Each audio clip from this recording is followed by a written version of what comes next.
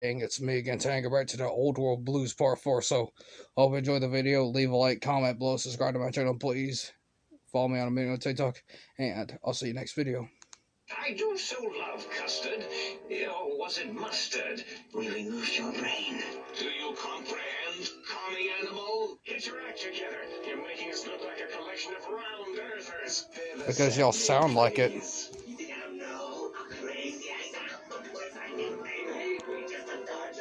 The things you do with our bodies, suicidally dangerous. You're the monster. The deranged monster.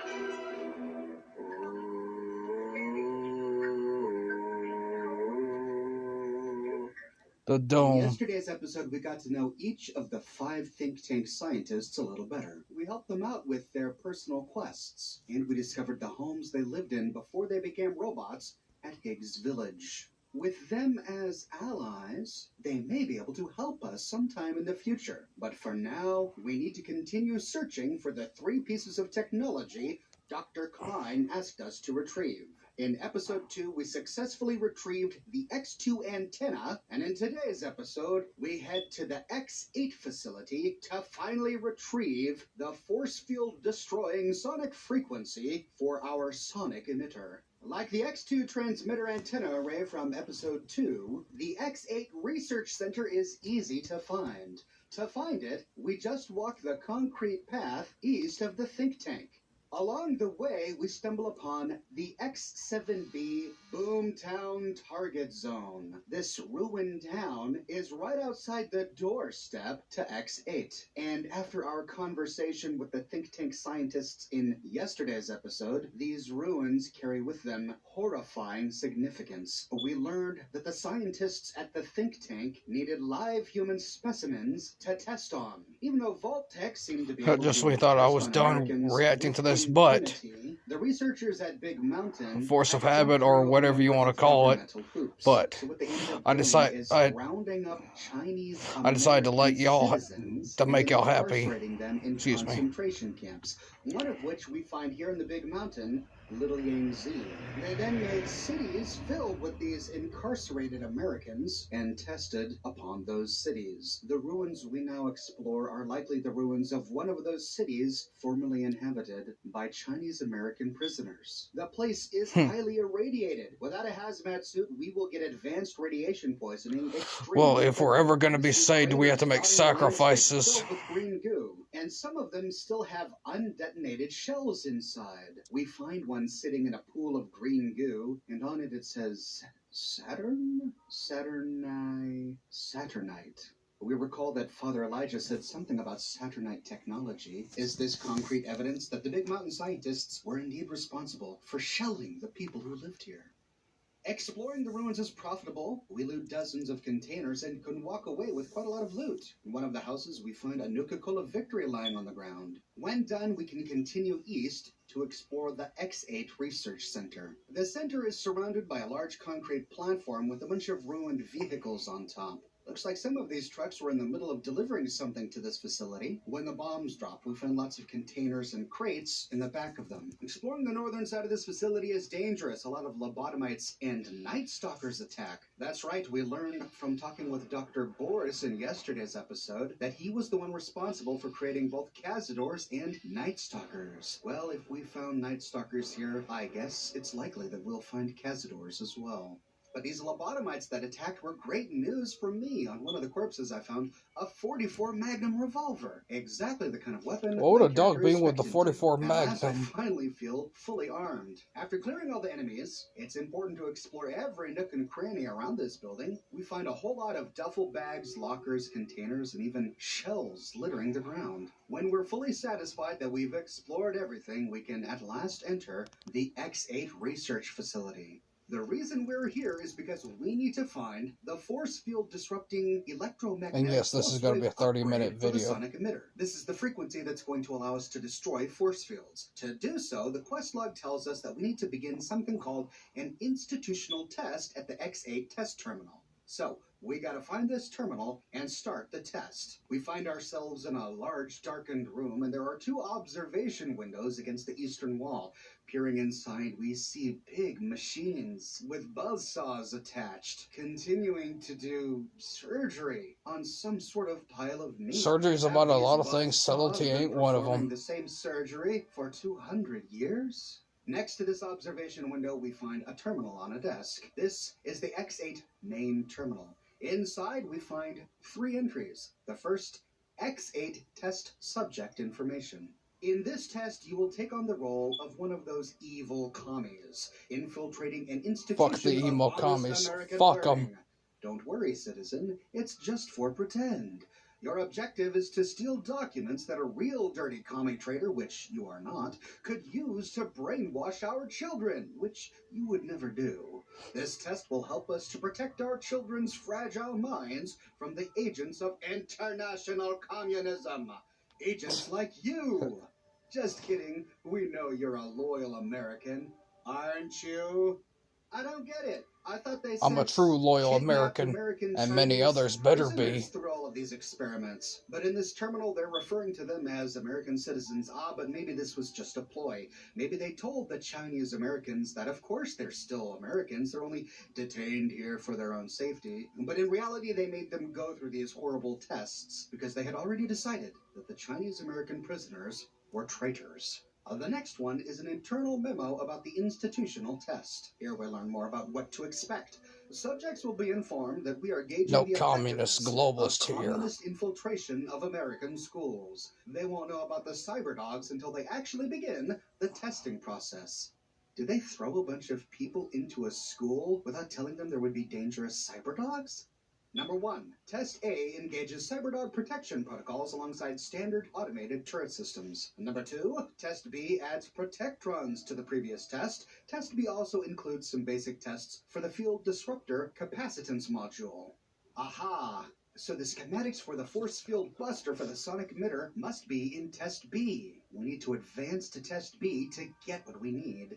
In the final memo, a residential test internal memo. Until further notice, please do not enter the residential cyberdog test area or conduct any experiments using it. The cyberdogs are still being programmed, and any disturbance could have dramatic influence on their progress. Restricting access in this fashion should also help to avoid any repeats of incident playtime, settlements for which are coming directly out of our budget. Dr. Cale Richardson, PhD Test Engineer, X8 Cyberdog Project. Well, I guess they must have tested on American volunteers as well, if they're paying out settlements to family members of people they killed during the experiments. Along the western wall of this room, we see a bunch of brains in jars. And we learned that they experimented on cyberdogs here, so I suppose these could be cyberdog brains, but they look a little large for dog brains. They look human.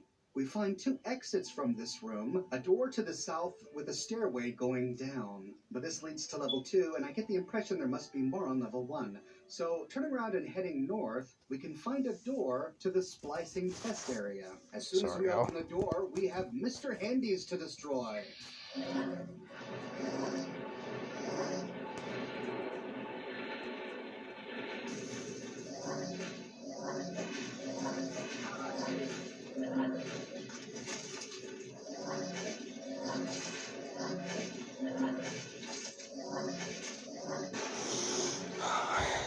Inside, we find a small lab built atop some catwalks, and on one of the counters, we find a deluxe chemistry set. We can take the opportunity to make some stimpaks, which I desperately need.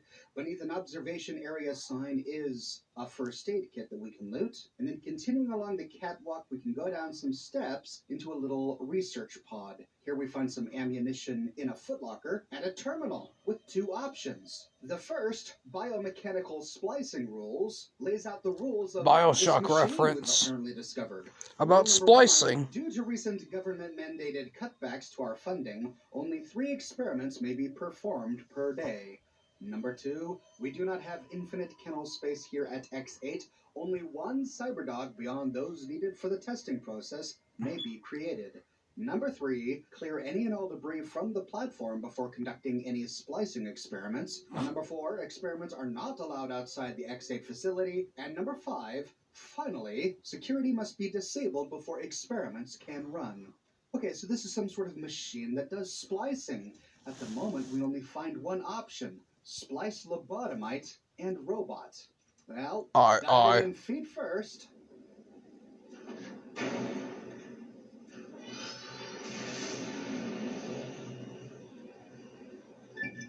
Who am I? I feel different, awake, alive for the first time ever. What is this strange new world around me? What is it holding in store for me? Dreamers such as myself? Oh, that's horrible. You just made a robo brain.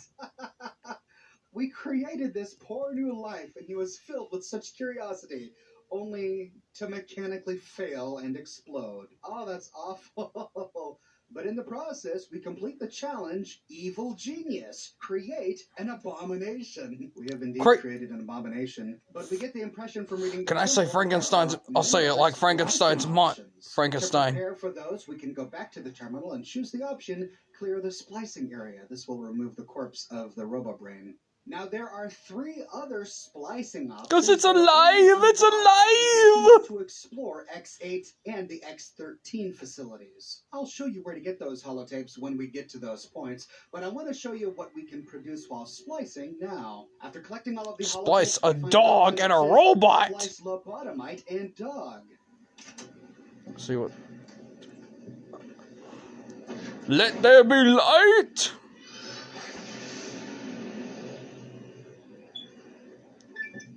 We complete the Mad Scientist Challenge. It's alive! Horribly awry, and we go over to the platform to see, a dead one. Pile of blood and guts. SMG. Loot on some of the guts, and then a dead dog. A failed one. Back and clearing the Or splice. We can choose splice robot and unusual specimen. Let's see how unusual is it now. A robo dog. We complete the Automaton Challenge. Build a robot bent on destruction. And this RoboBrain is violent. Well, note to self, don't cross a Night Stalker brain with a robot. The final option is to splice a robot and a dog. A robot and a dog? My God, they stole that from BioShock.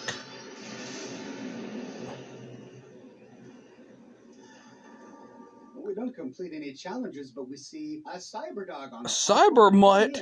We learn that her name is Roxy. She looks a lot like Rex, but her brain case is red. Now, if we want, we can send her to wait for us at the entrance, in which case Roxy, she honey. runs off. Or we can tell her to join us as a temporary companion. She will then follow us around X8. What is it, Roxy? What is it, baby? Here. Now, Roxy is just a temporary companion, and she doesn't follow us outside the X8 facility. If we ever she just stays there. Back, we'll find her talk about an obedient mutt. We can then have her follow us again, but only in the X8 building. Additionally, unlike the other companions in Fallout New Vegas, she's not immortal. If we fight the enemies in X8 at younger levels, the enemies are going to be weaker, and so she might survive. But if we take her with us at higher levels, the enemies are much stronger, and it's likely she'll die. And we don't want her to die because don't want the poor pooch to die. Roxy, and if we keep her alive, at the end of the DLC, we find that she has a special ending. But we'll get to that in a dedicated video. Now that we've completed all of our splicing challenges, we can continue on our way. We see some steps leading down, and there's nothing down here but containers to loot. Heading back upstairs, we can go through the big chamber and then down the staircase to floor 2. As soon as we reach the bottom of the stairs, we get attacked by 2 Mr. Handies. Although these are called Mr. Orderlies. They're real flamethrowers, and they're really tricky. After they are destroyed, we can continue along and we reach a large room. This is going to be the primary testing room we will use to conduct the experiments. In the middle of this room, we find another surgical table with a corpse laid on top of it. The buzz saws are still spinning above. On the western end of the room, we find coffins. Coffins?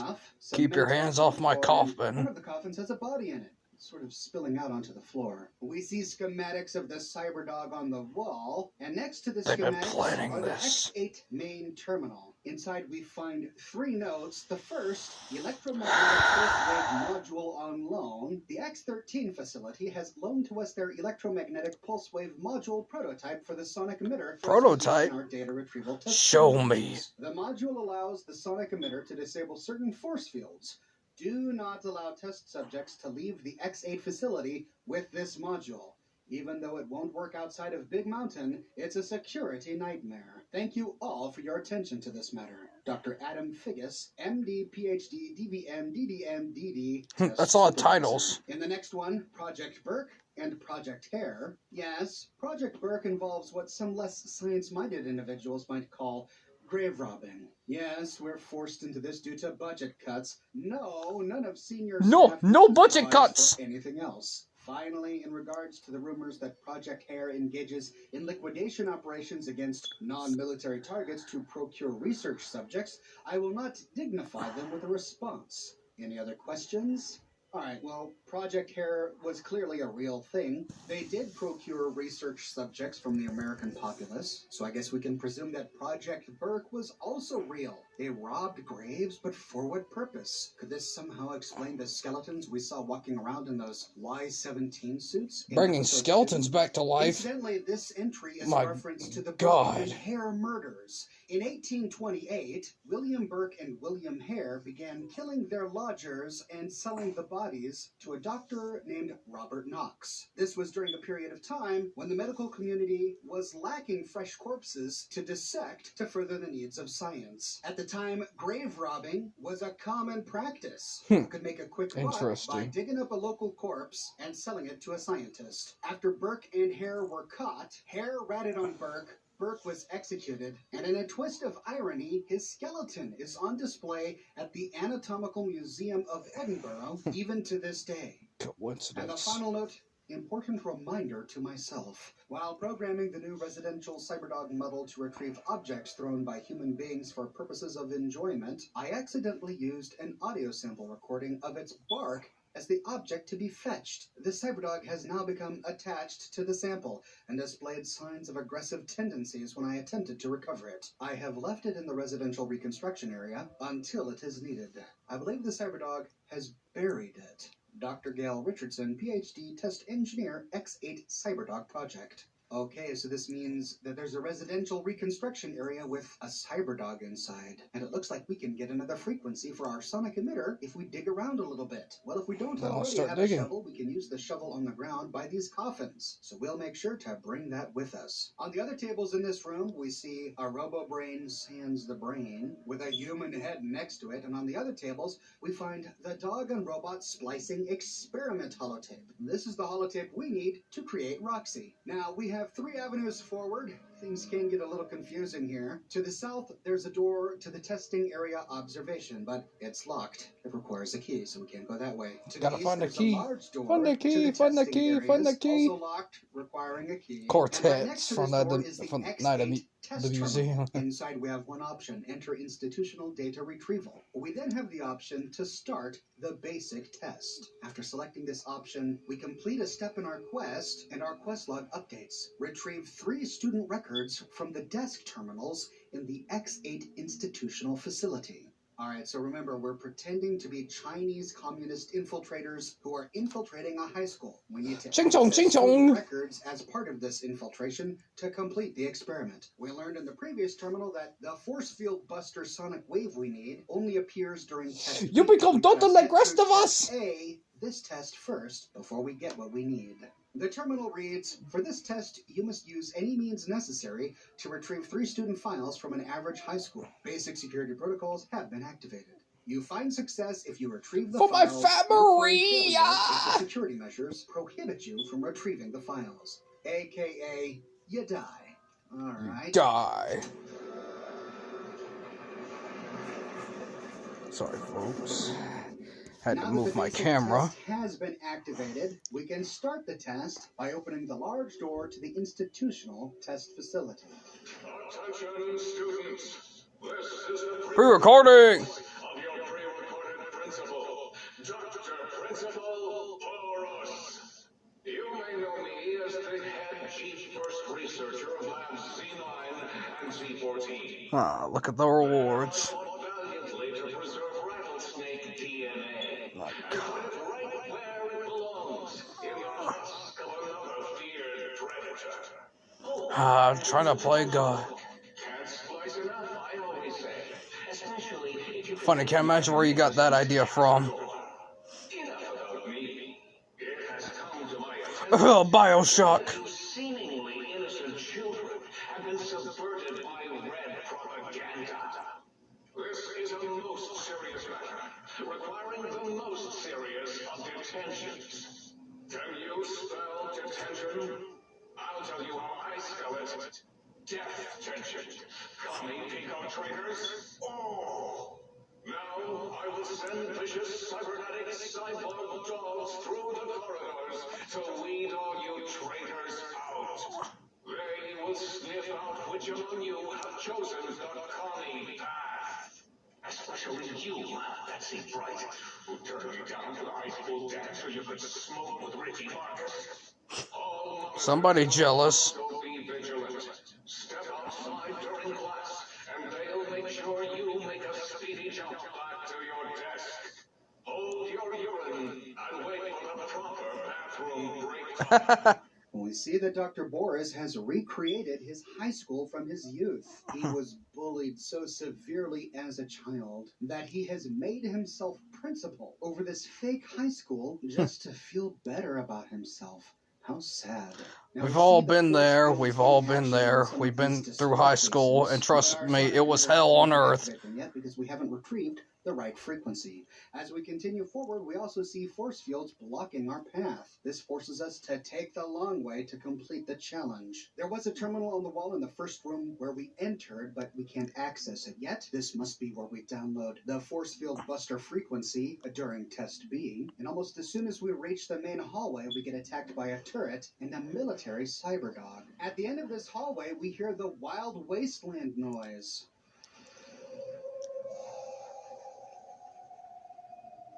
At first, I didn't get what this was for. I had to look it up, but it's for the word Wolverines spelled out on the wall. This is a reference to the 1984 movie Red Dawn, where, in an alternative timeline similar to the Fallout worlds, the Soviet Union invaded and occupied America. In the movie, a group of American high school students resisted the Soviets using guerrilla warfare, and they called themselves the Wolverines, after their high school mascot.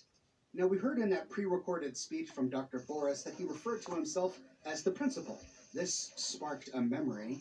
In my video on The Survivalist, during my series on the Honest Hearts DLC, we learned from one of Randall Clark's terminal entries that when he first discovered the children who grew up to become the Saros tribe, he overheard them talking a lot about a man called the principal. And that's all the information he gives us. Randall Clark never learned any more about who this principal was, and the children who grew up to become the Saros eventually forgot all about the principal.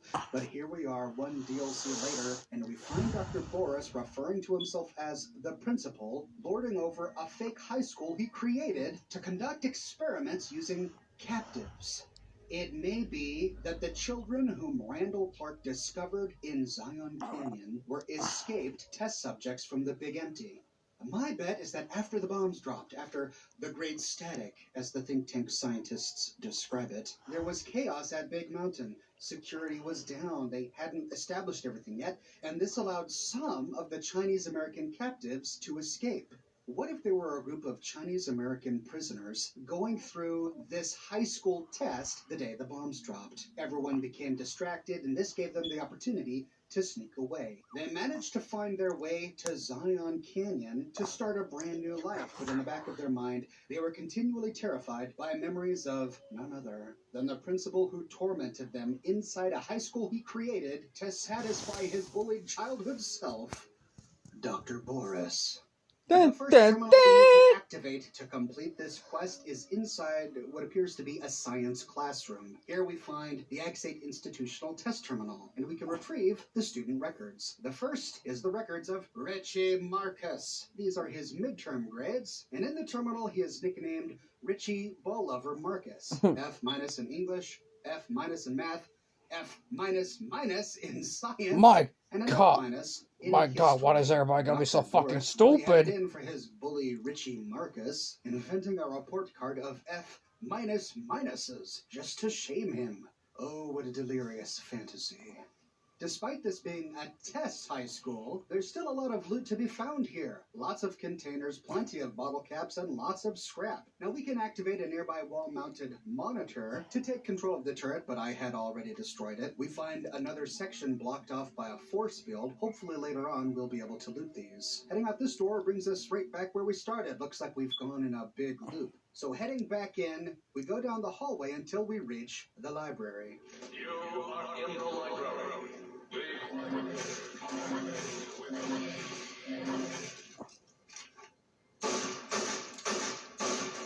Eat shit and In the die. library, we kill a bunch of lobotomites. Library, we my find a favorite terminal place. in the northwestern corner. On this terminal, we can retrieve student records where we find the records of Sherry O'Bannon's schedule. Ballet, Tuesday and Thursday, 4:30 to 6:30. Pep Squad, Wednesday, 4:15 to 5:15. Tutoring Center Volunteer, Monday, 4:15 to 6 o'clock. Okay, well, this is a little confusing to me. Dr. Boris hasn't complained about anyone from his childhood named Sherry O'Bannon, at least not that I recall. And this entry doesn't seem to be insulting. You'd think that if Boris was going to make up a schedule for this person, he would make up something humiliating, like he did for Richie Marcus, the ball lover. Maybe this Sherry O'Bannon person was someone he remembers fondly from high school. Maybe a girl who treated him well. After looting the place, we see some cyber dogs appear from an opening to the northwest.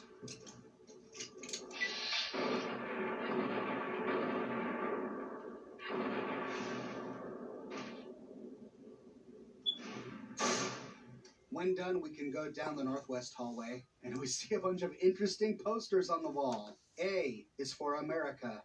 B is for bomb. C is for commie. D is for dirty commie.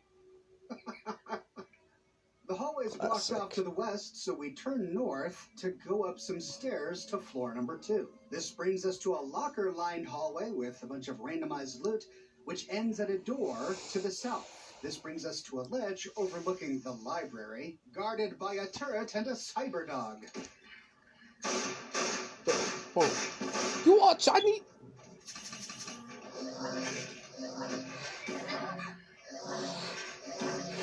But anyway, fuck them commie Chinese.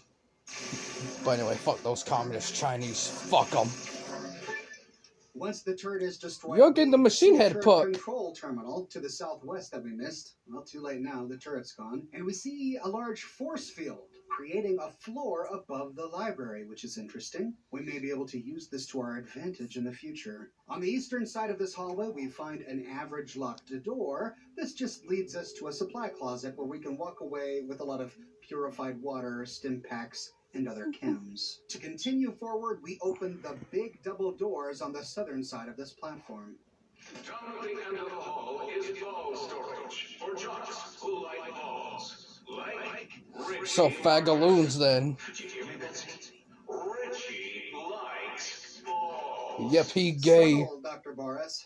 Very subtle. As we creep through the doors, we see 2 cyber dogs crawl forward. Yep, Richie gay. Once they're dead, we see the exit to the east, but we need one more terminal, so heading west, we can go through a door which leads us to a room with some sort of locked gate. Next to the gate is a desk, and on the desk a terminal. Inside the terminal we find the next student records. These belong to Betsy Bright. Betsy Bright's disciplinary record: unexcused absences, 7. disruptive behavior, 3. 3, smoking on school property, 11. Oh, how shameful. With that, we complete this portion of the quest. And Somebody retrieve all please 3 discipline student your records from kids the for facility. once. As soon as we read the final record, we get attacked from behind by more cyber dogs. And at last, we can unlock the gate. Here we find a room filled with balls. Oh, so it wasn't a euphemism. He was talking about literal balls. That's right, because this is the coach's office, and Richie Marcus must have been a jock. Got it, okay. We don't find much here but a BB gun and minor loot, and so heading down the hallway, we can leave the high school. You got to the presidential test. This is really Boros, by the way. Hello, Are you watching me? Okay, so they're watching me go through this. Our quest log updates with 2 more tasks. We need to initiate the residential Cyberdog Guard test and begin the... But anyway, folks, I'm going to leave the video right here, so hope you enjoyed the video. Please do leave a like, comment below, subscribe to my channel, and please go check out Oxhorn. Go check out his stuff. He's that fucking good. So, I'll see you next video.